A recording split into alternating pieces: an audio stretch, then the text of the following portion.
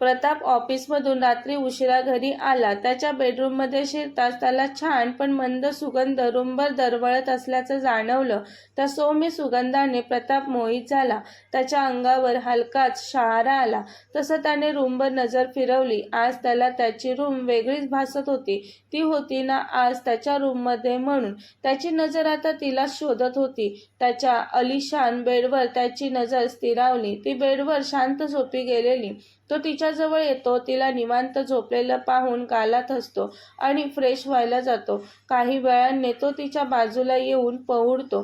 दुसऱ्या दिवशी सकाळी ती झोपलेली असतानाच तो लवकर उठून ऑफिसला निघून जातो. दिवसभर शुभ्रा सना, सनी, मालती काकी यांच्यासोबत वेळ घालवते. संध्याकाळी ती छान तयार होऊन स्वयंपाकाला लागते. आज ती स्वतःच्या हातांनी घरातल्या सर्वांसाठी स्वयंपाक बनवते. शुभ्राला छान तयार झालेलं सनी सना पाहतात ते शुभ्राकडे पाहून म्हणाले, ओहो, आज कोणीतरी खूपच सुंदर दिसत आहे. सना म्हणते, सनी, आज भाईचं काही खरं नाही बाबा. तशी शुभ्रा लाजून, सना काही काय बोलते, नेहमीसारखीच दिसते मी. नाही शुभ्रा, आज तू खूपच सुंदर दिसत आहेस.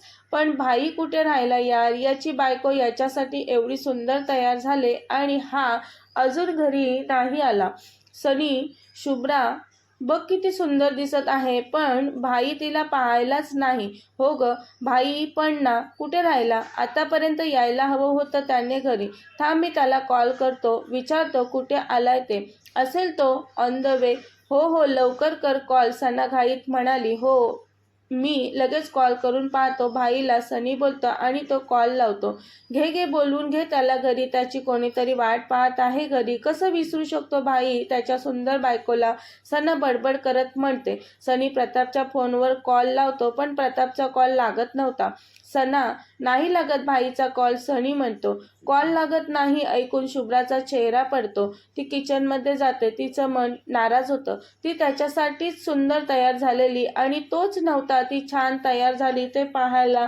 प्रताप तिला घरी घेऊन तर आलेला नवऱ्याच्या हक्काने, पण तिला तो वेळ देऊ शकत नव्हता कारण ऑफिसमध्ये खूप काम असतं त्याला. इम्पॉर्टंट मीटिंग्स असतात. ऑफिस कामातून त्याला शुभ्रासाठी वेळ काढायला जमत नव्हता. शुभ्रा रोज त्याची वाट पाहत थांबायची पण तिच्या मनाचा हिरमोड व्हायचा. तो रोज उशिरा घरी यायचा आणि सकाळी ती उठण्या अगोदर ऑफिसला निघून जायचा. असेच 8 दिवस संपतात. प्रतापच्या या अशा वागण्यामुळे शुभ्रा खूपच नाराज होत होती. त्याने तिला सोबत घरी आणलेलं त्यामुळे तिचा चेहरा आनंदाने फुललेला. पण तिच्या चेहऱ्यावरचा आनंद जास्त काळ नाही टिकला. हरवत चाललेला तो. प्रताप माझ्यासोबत असं का वागत आहे? तो मला वेळ का देत नाही? असे प्रश्न तिच्या मनात येऊ लागले होते आता. तिला खूप काळजी देखील वाटू लागलेली त्यांच्या नात्याची. तिला त्याचा सहवास हवाहवासा वाटत होता. पण तसं काहीच होत नव्हतं. प्रताप आणि शुभ्राच्यात बोलणं देखील होत नव्हतं. त्यामुळे तिचं मन खट्टू झालेलं. रोज ती त्याची वाट पाहून झोपी जायची. गेली 8 दिवस हे असंच चालू होतं. त्यांचं नवरा बायकोचं नातं बहरण्याऐवजी कोमेजून चाललंय की काय असं वाटू लागलं तिला. नक्की प्रतापच्या मनात काय चालू आहे हेच कळत नव्हतं तिला. 8 दिवसानंतर आज प्रताप उशिरा उठतो. उठल्यावर बाजूला पाहतो तर शुभ्रा नव्हती तिथे. ती किचनमध्ये जाऊन कामाला लागलेली. प्रताप फ्रेश होऊन खाली डायनिंग टेबलवर येऊन बसतो. शुभ्रा घरी आल्यापासून दामिनी त्यांच्याच रूममध्ये जेवायच्या.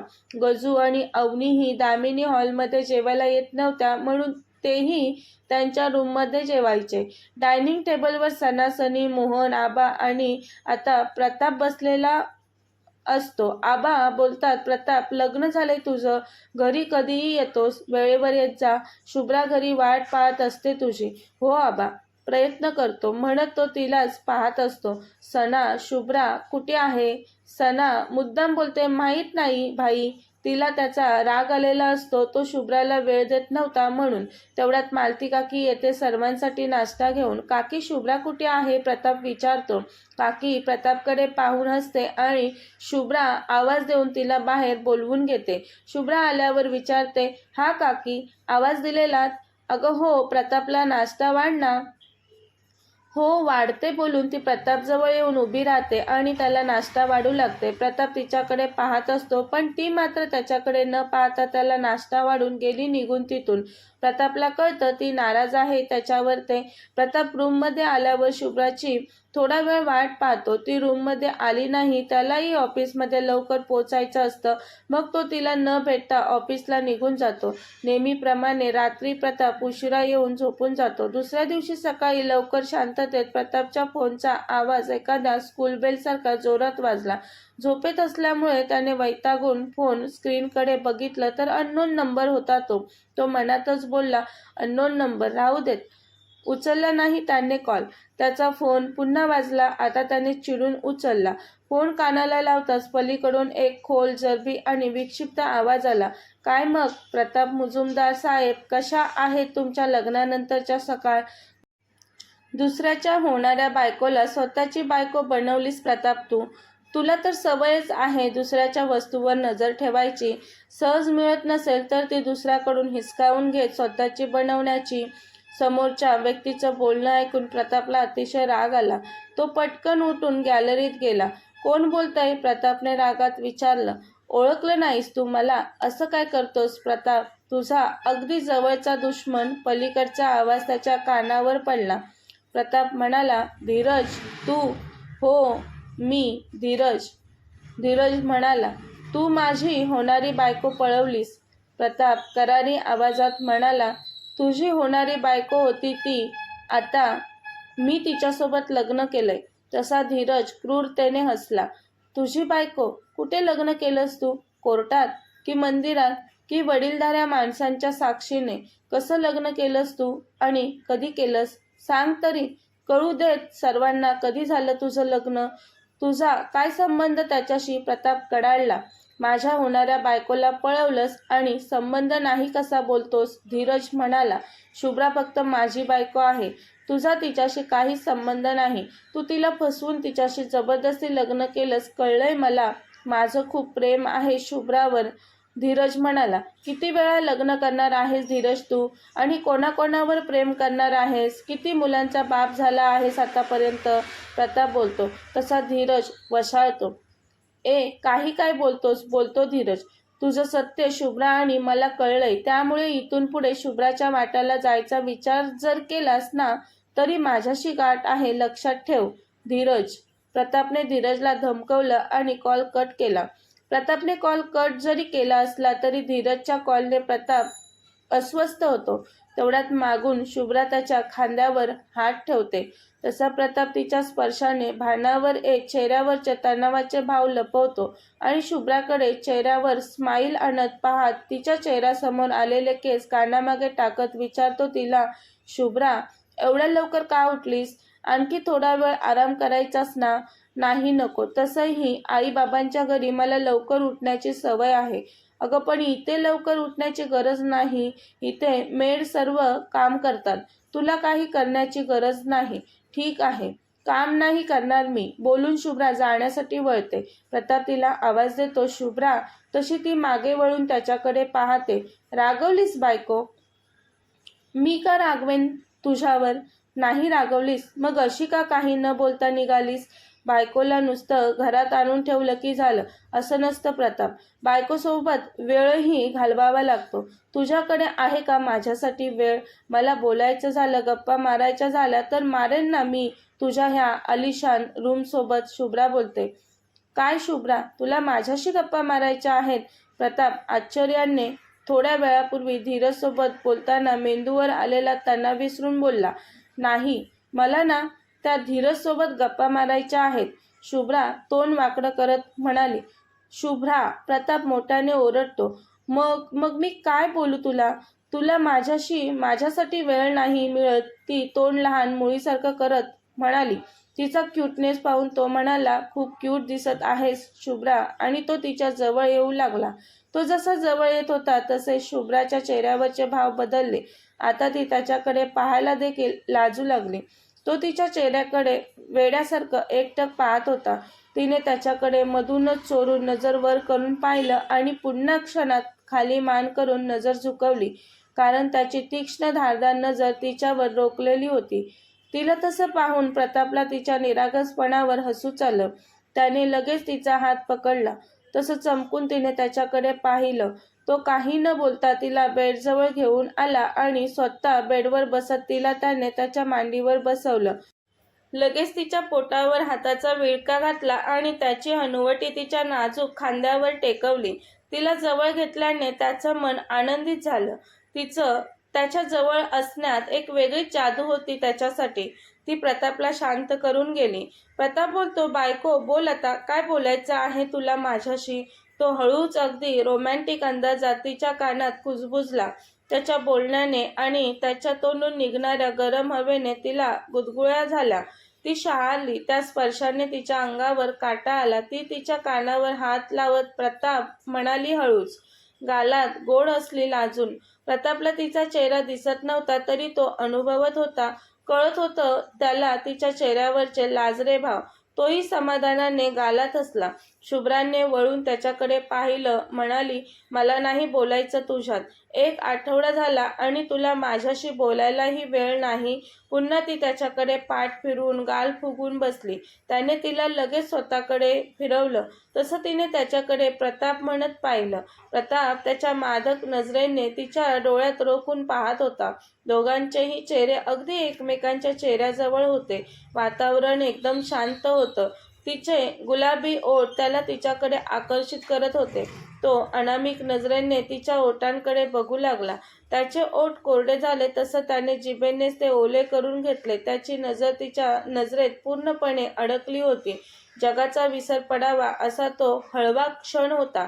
त्याला त्याच्या ओठांवरून जीभ फिरवताना पाहून तिच्या पोटात गोळा आला. तिच्या पोटात फुलपाखरं उडू लागली. तिलाही त्याच्या ओठांचा स्पर्श तिच्या ओठांना व्हावा असं वाटू लागलं. तसे तिचे डोळे आपसूक मिटले गेले. प्रताप तिच्या चेहऱ्याचं निरीक्षण करू लागला. तिच्या मिटलेल्या जाड पापण्यांची फडफड चालू होती.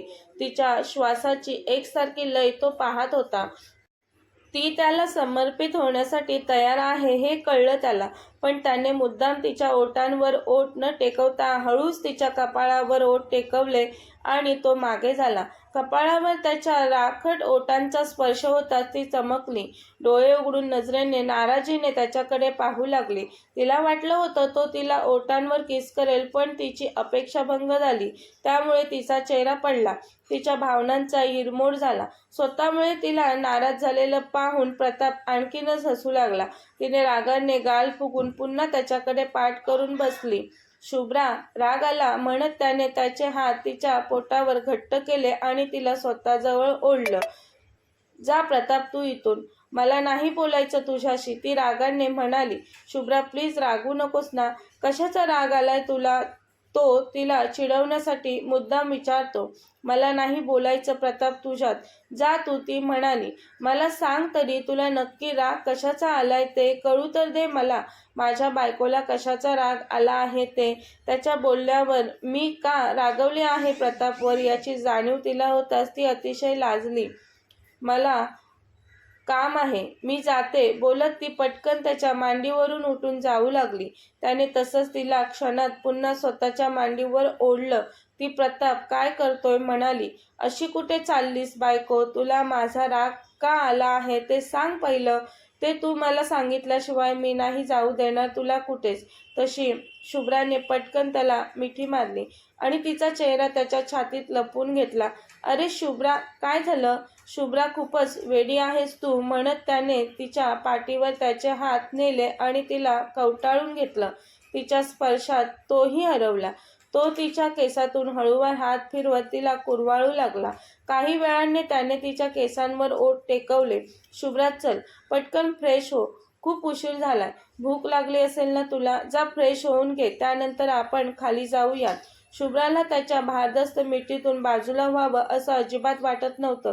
ती काही बोलत नव्हती, पण त्याच्यापासून दूरही होत नव्हती.